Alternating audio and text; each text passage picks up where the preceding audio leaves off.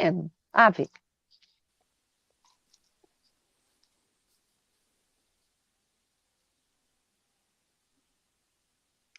Olá, pessoal! Bem-vindos ao Enigmas! Você está entrando em um programa onde o normal, Katia Gaia, é ser diferente. E o normal aqui é ser paranormal. Como vai, Cris? Como vai, Katia Gaia? Como vai nosso querido Edson Boaventura, que hoje nos honra aí com sua presença, um dos maiores ufólogos do Brasil, super conceituado em todos os programas aí de TV, trazendo muito conhecimento. Tudo bom, Edson? Tudo jóia, é um prazer. Tava com saudade de vocês aí, né? Ah, Fazia nós tempo também, que a de gente você. não participava do programa aí, e aí quando vocês fizeram o convite para mim aqui, eu fiquei bem honrado mesmo de estar participando aí. E eu acredito que esse tema é bem legal, né? Que a gente Nossa, escolheu demais, aí. eu adorei. E é algo que não é tanto explorado na ufologia aí. Pelo menos eu, assim, desconheço que as pessoas tenham ido mais a fundo dentro dessa temática, né? Então, eu acredito que vai agregar bastante valor. Catinha, fala o tema de hoje pra gente. Então, antes de falar do tema de hoje, eu quero primeiramente agradecer muito a sua participação, porque para a gente hoje é um dia muito importante. Hoje faz 10 anos que o Enigmas começou. Opa! Então, há 10 anos Fazendo atrás, aniversário lá na TV hoje. Orkut. Maravilha. O Edson sempre foi um grande parceiro aí do programa, sempre nos presenteando muito com a sua presença, com seus conhecimentos. O Edson é um querido da gente e é remido do nosso programa. Gratidão, viu, Edson? E parabéns pela participação do SBT também, viu? Legal, legal. Eu gostei de vocês lá também, hein? Foi muito bacana o SBT ter dado espaço aí para a ufologia brasileira, né? Claro. Então tá sendo bem legal mesmo esses programas aí que eles estão trazendo e de forma séria também, né? Claro, e aí, como é 10 anos, né, do Enigmas, eu vou fazer o seguinte: depois você me passa o teu endereço aí, eu vou te presentear com a revista OVNI Pesquisa. Oba! Então, a revista do Edson Boaventura Júnior, um dos maiores ufólogos aqui do nosso país. É isso aí. Edson. E a revista ela já tá no número 8, hein? Olha que maravilha, hein? E já estamos trabalhando no número 9 também, tá muito legal. Que bacana. E o corpo consultor da revista ela só cresce, pessoas de peso, cientistas, né? Bacana, muita viu? gente legal, da parte aeronáutica também, astrônomo, tem de tudo, né? Tem de Olha tudo que honra, hein, Kátia? no corpo. Que honra. Não é? Edson. E o ano passado, quando você esteve com a gente, ainda estava no número 4, se não me engano, Isso. Edson. Na 3 ou na 4, olha só, verdade. muito bacana. Muito e assim, bacana. apesar dessa pandemia, dessa loucura, né, que está o mundo inteiro, a ufologia no Brasil ela está prosperando, né? As lives estão aí, né? Pessoal participando. Eu tenho o meu canal também, Enigmas e Mistérios, né? Aí o programa de vocês é Enigmas, o meu é Enigmas e Mistérios. Co-irmão, né? E Nossa, ele que também legal. cresceu bastante o canal da gente ao longo aí de 2 anos. A gente já chegou a 53 mil inscritos agora. Olha que maravilha. Recentemente. Então está só crescendo e a gente está colocando bastante conteúdo de qualidade lá. É isso que é importante, de hoje, né? Isso mesmo. E a temática de hoje, né, é sensacional, sobre a questão de podemos, né, de alguma forma, ter uma invasão alienígena? É possível? Podemos resistir a ela também, né? Podemos resistir? Então, nós vamos falar sobre tudo isso, né?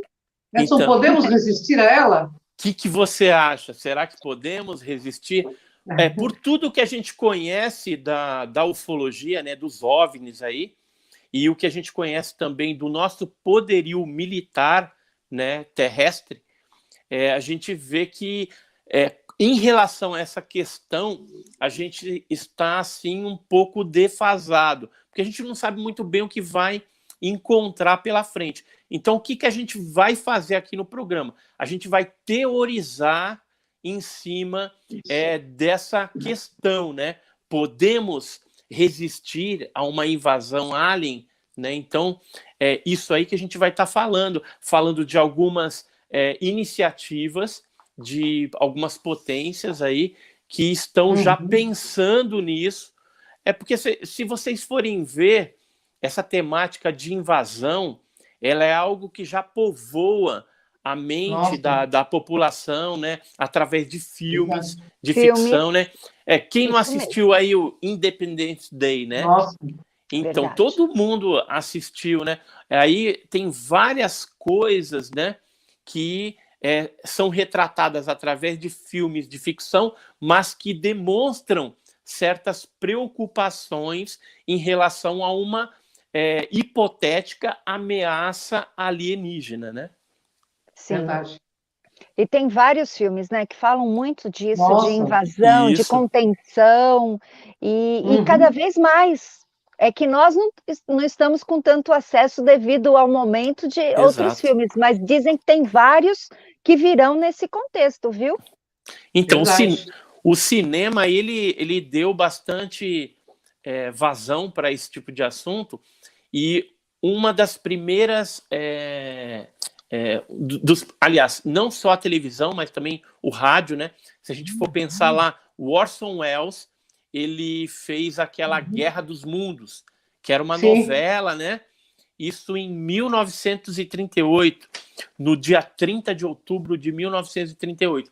Então, o que ele fez? Começou a noticiar pelo rádio, isso nos Estados Unidos, que estava tendo uma invasão marciana, ou seja, criaturas ali de Marte estavam invadindo. E houve um pânico generalizado. Eu não sei se vocês sabem, mas essa novela que passou na rádio, né, e que causou um frenesi na época, né, todo mundo estava pensando que estava sendo invadido mesmo, ele foi pego, essa história, por alguns historiadores, novelistas também, radialistas do Brasil. Isso em 1971, uma rádio de São Luís do Maranhão fez uma adaptação ali na história para ficar mais tupiniquim, né, mais brasileiro o negócio, e aí colocou isso aí na rádio e foi um pânico generalizado também. Então você veja que a população terrestre, quando está frente a frente a uma possibilidade de invasão, um temor gigantesco, um medo, ele invade e as pessoas começam a querer ir embora ali da cidade, vira um caos, né? Isso aconteceu em São Luís do Maranhão, em outubro de 71. Inclusive, tem um jornal chamado Imparcial, lá da região, que na sua edição de 31/10 de 1971, ele chegou a dar a seguinte manchete: ficção científica alarmou a população, ou seja, saiu até nos jornais lá que aquela rádio, né, aquela novela causou um pânico generalizado nas pessoas, porque elas estavam pensando que estavam sendo invadidas mesmo por aliens, né, por criaturas aí dos famigerados discos voadores. Edson, é verdade que o Serviço Social Britânico, né, Espacial Britânico, está treinando para combater uma possível ameaça alienígena? Conta aí pra gente. Essa aí é uma notícia que saiu agora recente. Então, o governo britânico, né, esse Serviço Aéreo Especial Britânico, ele está treinando cerca de 20 soldados. E qual que é o objetivo dessa iniciativa, né? De bloquear, vamos dizer assim, de neutralizar algumas ameaças alternativas. Eles colocam, mas não explicam muito bem o que seriam essas ameaças alternativas, e também falam que esse pessoal estaria preparado para ter contato com os tripulantes dos OVNIs. Quem vazou essa informação foi um agente que preferiu se manter anônimo, mas ele deu algumas informações complementares a respeito dessa equipe especial, bem treinada, que ela estaria utilizando armamento não letal.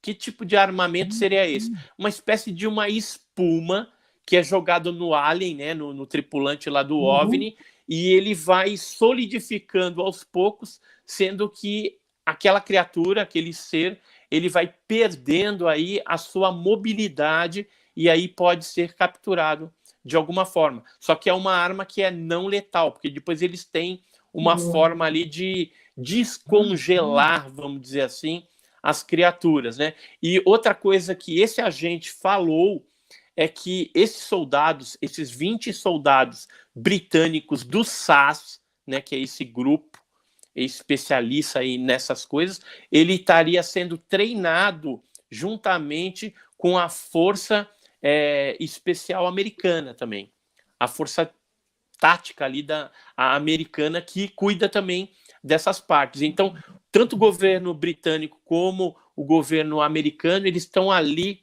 bem juntos nessa iniciativa de conter uma possível, uma hipotética ameaça alien. E me diz uma coisa, o que é pior do que uma invasão?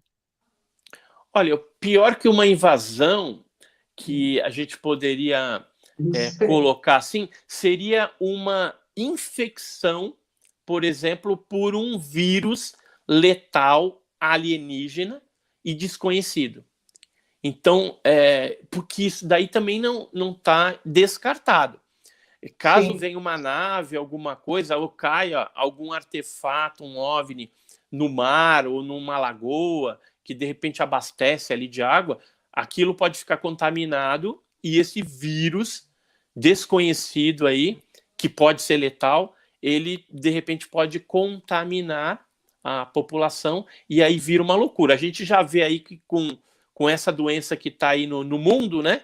Esse vírus aí, que já está complicado. O sistema de saúde não tem condição de dar conta de toda essa demanda. Imagina algo alien que você não sabe como que funciona, de repente pode ser algo muito agressivo e aí dizimaria a população terrestre. Um exemplo disso é, por exemplo, quando Colombo chegou nas Américas, e aí a população ameríndia foi contaminada ali com várias doenças que para o europeu ele passava tranquilamente, mas aquilo foi fatal para os ameríndios, né? Dizimando uma grande parte dos indígenas ali. No Brasil também não é diferente. Quando o homem branco chegou, o português trouxe gripe, trouxe varíola, tifo, um monte de coisa que acabou dizimando várias tribos, várias etnias indígenas que a gente tinha no Brasil e que hoje não existem mais, né? Poucos grupos ali acabaram resistindo, mas hoje são em número bem menor do que na época da colonização. Então, pior que uma invasão seria uma contaminação por algum vírus desconhecido. Edson, como que a população humana deveria se portar perante uma hipotética invasão alienígena? Então, como que a gente deve se portar, né? Outro dia eu estava pensando a respeito disso. Na verdade, não tem uma receita pronta para caso, de repente, a gente esteja vivenciando, que nem o filme lá, Independence Day, vem um monte de nave, um monte de coisa. Eu sei que vai ter gente que vai pensar que aqueles seres estão vindo em paz, né? Então vou ficar lá levantando bandeirinha de paz e depois, quando vê as reais intenções, se for uma intenção negativa, aí você vai correr. Então, como que a gente deveria se portar, por exemplo, como civil? Como civil, você deveria ter a sua malinha pronta de primeiros socorros, com uma provisão de alimento, de água, né? Para tentar correr para algum lugar, se é que vai dar para fazer isso. Eu acho até que daria, porque se tiver uma invasão, não vai ser tantas naves, né? Porque pensa no contingente populacional que a gente tem na Terra. É muita gente. Então, até se conter tudo isso, até eles controlarem toda essa população, vai ter um ou outro que vai virar rebelde aí, né? Corre para um lado, se toca dentro de uma caverna, alguma coisa desse tipo, enquanto que o poderio militar terrestre vai estar tentando atuar de alguma forma para neutralizar, bloquear, exterminar esse tipo de coisa, se conseguir. Né? Será que a gente tem tecnologia para isso? Né? A gente vai falar um pouquinho disso, a respeito dessas tecnologias que a gente tem hoje e se elas seriam eficazes em relação ao OVNI. Mas aí eu já queria falar para vocês, para a gente pensar, né, o que eu poderia fazer, levando em consideração que o OVNI, ele tem, em alguns casos, tem a característica de raios paralisantes, de campos de força, né, que às vezes são invisíveis, às vezes o OVNI fica invisível, tem ondas de som, onda de choque, né, sonora, que às vezes derruba até a pessoa, tem alguns casos que ocorreu esse tipo de coisa. Então, assim, tem uma série de efeitos luminosos também, que às vezes são cegantes, né? Então, aquela luz bate na vista da pessoa, a pessoa fica cega, mesmo que temporariamente, né? Mas existem uma série de efeitos causados pelo OVNI, que, de repente, será que a gente vai ter tecnologia para bloquear isso daí? Por exemplo, as velocidades que os OVNIs fazem, né? Então, será que a gente tem algum avião, alguma coisa que poderia voar nessas velocidades, mesmo que fosse um míssil, por exemplo? Então, veja que, em relação a essa questão do que a gente poderia fazer, a gente está mais numa situação de impotência frente ao fenômeno, como um civil, né? E os militares, eles também estão numa sinuca de bico, porque o armamento, talvez, que eles têm, bomba atômica, por exemplo, né? Será que vai ser efetiva contra um OVNI? Daqui a pouco a gente fala também a respeito disso aí também. Mas assim, muito teórico, né, o que a gente está falando, mas é preocupante.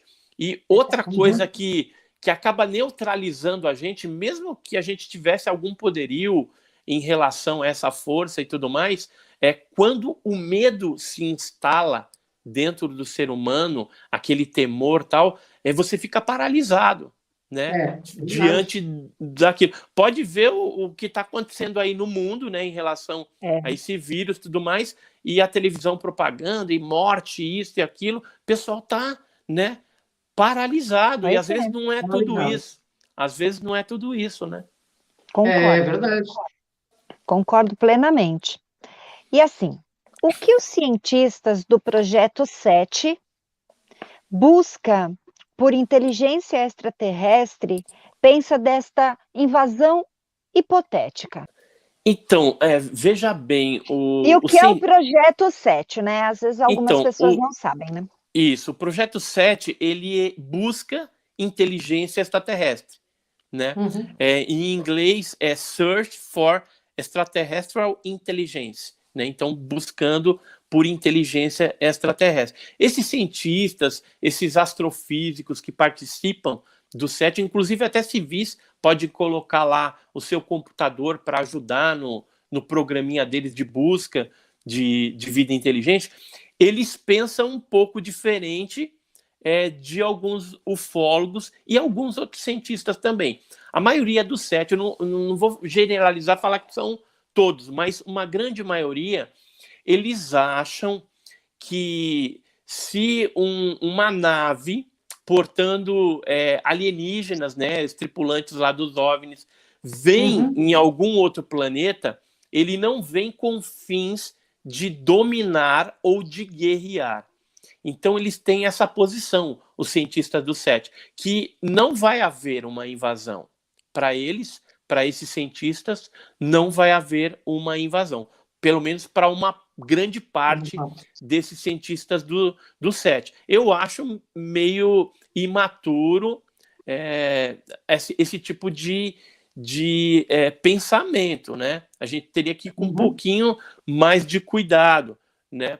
Porque pode acontecer, como também pode não acontecer. Eu às vezes fico pensando, né? A gente que estuda a ufologia há mais de 40 anos, se eles quisessem invadir, já teriam invadido há muito mais tempo, quando a gente tinha menos tecnologia e menos poderio bélico, né? Isso pelo menos é o que eu penso. Mas não está descartado aí que possa ocorrer algum tipo de invasão no futuro, considerando que existem vários tipos de seres, né? E pode vir, de repente, alguma civilização que nunca veio aqui no planeta, e essa civilização seja, de repente, uma civilização predadora, né? E se for predadora, nós estamos lascados. E aí, então, o 7, ele vai na contramão da que a maioria das pessoas pensam, que pode sim haver uma invasão. Tanto é que Estados Unidos, Inglaterra, outros países, Rússia, China, eles já estão se preparando caso isso ocorra, né? Caso essa invasão hipotética ocorra. Oi. Suas bombas atômicas seriam suficientes para impedir essa invasão? Então, o poderio que nós temos, antes da gente falar de bomba atômica, eu queria falar para vocês o seguinte: tem uma outra gama de cientistas, por exemplo, eu até marquei o nome de 2 aqui, o Travis Taylor, que é um astrônomo, e tem um químico aeroespacial chamado Bob Bowen. Esses 2 cientistas escreveram um livro chamado An Introduction to Planetary Defense, ou seja, uma introdução à defesa planetária, onde eles teorizaram contra o 7. Ou seja, eles falam, não, existe uma possível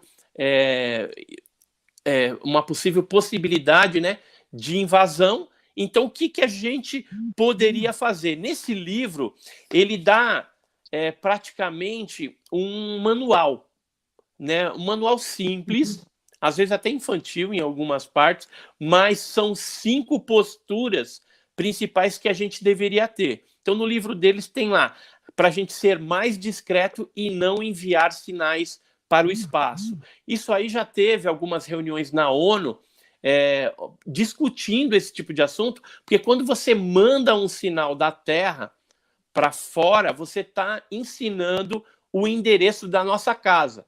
E se isso cair numa civilização que seja predadora, nós estamos lascados. Então, isso é muito preocupante, né? Isso é meio difícil de você controlar, já que você está mandando à torta e à direita aí o endereço da Terra, né? Da sua casa. Então, pode ser que venha alguma coisa aí de fora que você não sabe o que seja, e a gente está lascado. Então, eles acham que a gente não tem que fazer isso, e a gente tem que abdicar das comunicações por satélite e focar nas telecomunicações por meio de cabeamento físico, lógico ali, físico, porque aí não correria tanto risco assim.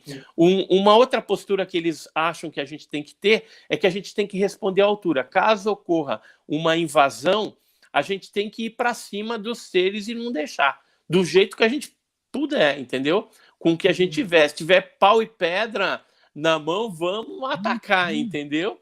Mas a gente tem que, se perceber que eles são hostis, a gente já ataca primeiramente. A terceira postura que eles falam é que a gente tem que confiar e desconfiar sempre. Ou seja, pode ser que venha alguma civilização que venha prometendo a cura da AIDS, isso, aquilo, e parceria, só que por trás tenha alguma outra intenção malévola aí. Então, o que acontece? A gente tem que sempre desconfiar.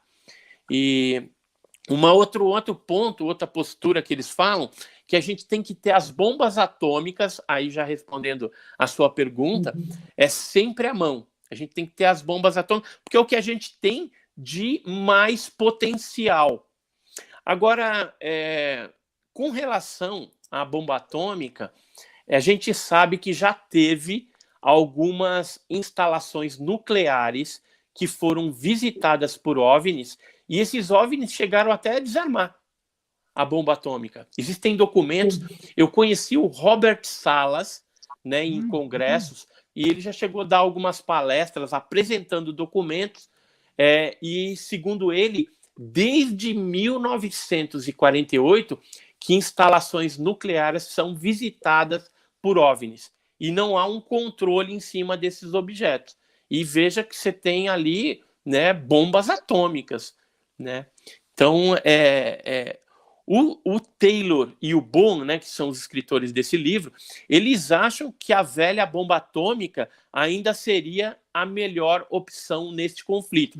Se a gente for lembrar que o filme Independence Day, chega uma hora lá que eles mandam uma bomba, tem um avião B-2 lá que manda uma bomba, só que aí o que o OVNI do Independence Day faz? Ele liga um campo protetor, um escudo protetor, e aí essa bomba não tem nenhum efeito, ou seja, a tentativa de mandar a bomba atômica foi frustrada naquele filme por conta dos americanos. Depois eles encontram aí uma outra forma de, né, destruir, porque é filme, né? Filme de ficção, então você tem que achar uma solução. E o quinto ponto, a quinta postura, é aprender as técnicas terroristas. Então, o que é isso? Geralmente, o terrorismo... Aí seria Eles gostam de uma guerrinha, pelo visto, né? Isso.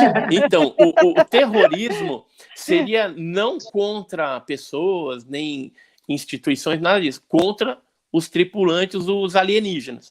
Então, como que é uma guerrilha? Como que é uma atuação terrorista? Você tem que agir rapidamente e colocar bastante gente para ser um ataque surpresa.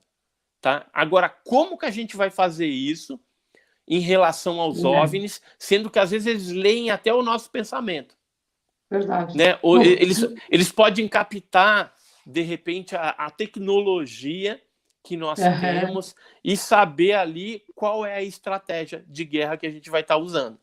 Então, assim, a gente está mais impotente, né, em relação a essa questão do que fazer alguma coisa. Mas alguma coisa teria que ser feita em relação a essa possível invasão, segundo esses escritores aqui. Alguns pontos, né, que ele passa, que nem eu falei, são infantis, meio raso, entendeu? Eles não foram muito a fundo, porque eles não consideraram aquilo que eu falei, né? O campo de força do OVNI, o raio paralisante, todas essas, a velocidade do OVNI, né? E uma série de coisas que talvez a gente nem saiba descrever ainda, porque a gente não tem essa tecnologia, né?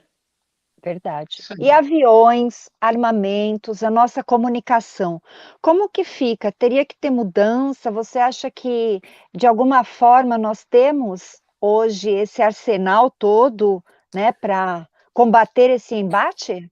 Então, com relação a aviões, mísseis, eu cheguei até a escrever sobre esse tema na revista OVNI Pesquisa, né? E a gente colocou aqui dois armamentos que a gente tem atualmente, que é o Avangard, que ele é capaz de atingir 27 vezes a velocidade do som. Ele pode chegar aí a 33 mil quilômetros por hora, ou seja, uma velocidade bem grande, né? Então seria um armamento que os russos têm e que provavelmente a gente poderia utilizar. Agora, caso seja uma invasão mundial, as potências têm que se unir, porque se cada um for querer agir um ET isoladamente... para cada um, né? Porque eles podem querer o ET para eles, né? É poder. Mas se for uma invasão mundial... mas, né? Mas se for uma invasão mundial, a gente precisa se unir para ser mais forte nesse momento e esquecer todas as diferenças, né? Que senão não vai rolar. E aí os russos, eles têm isso, esse Avangard, né, que saiu inclusive no Olhar Digital, né, a fonte dessa informação, Olhar Digital, e ele chega a 33 mil quilômetros por hora. Tem os caças MiG-31 também, que os mísseis atirados dele pode chegar a 14.800 km por hora. Agora, se a gente for pensar na noite oficial dos OVNIs, o capitão Viriato, ele chegou a perseguir lá alguns OVNIs e tal, e ele chegou a falar que num determinado momento, um daqueles OVNIs, ele acelerou para 15 mil, ou seja, para Mach 15, ou seja, que é uma velocidade muito alta, né? Então é algo que agora a gente tem esse equipamento russo, eles inclusive estão na ponta, né? Porque a gente não sabe se americano tem alguma coisa que voe a 33 mil quilômetros por hora, mas hoje a gente tem essa tecnologia. Mas em 1986 a gente não tinha isso, e os OVNIs já imprimiam aí uma velocidade fantástica, né? Bem, Edson, o papo está muito gostoso, né, Kátia? Mas, infelizmente, a gente está no finalzinho do programa Enigmas. Uhum. Esse programa também vai passar em algumas TVs online aí que nós estamos acertando. Então, Edson, fica o convite para um próximo programa. A Kátia entra em contato. Você tem muita informação e gratidão por estar com a gente tanto tempo, trazendo tanto conhecimento, esclarecendo as massas, que o momento é muito importante e gratidão. Gratidão, Kátia Gaia. Edson, o seu canal é Enigmas e Mistérios. Enigmas e Mistérios, exatamente. É esse aqui, ó. Enigmas e Mistérios. E o telefone do Edson Boaventura, para quem quiser chamar ele para entrevista, você pode passar, Edson? O 11, né, o DDD, 984246925. Vou falar de novo. 11 é o DDD, 984246925. Então, só concluindo, a invasão, a gente consegue resistir? Eu acredito que não, porque a gente não tem tecnologia para fazer frente a esses objetos, pelo menos na atualidade, né? O que a gente tem de mais moderno é insuficiente para nós fazermos frente a esse fenômeno. De repente, pode ter alguma criatividade, alguma coisa na hora que isso acontecer, e de repente a gente vencer os aliens, né? Mas só o tempo dirá. E outra coisa, quem quiser saber mais, tem uma matéria na revista OVNI Pesquisa, entra lá, www.ovnipesquisa.com.br, e adquira a sua edição e conheça um pouquinho mais a respeito desse assunto interessante aí. Gratidão, Edson. Kátia entra em contato para um novo programa, porque o Edson tem muita coisa para falar, muita coisa para falar. Gratidão, Edson, gratidão, Kátia. Gratidão também. Vamos estar com vocês. Até o próximo Enigmas, pessoal.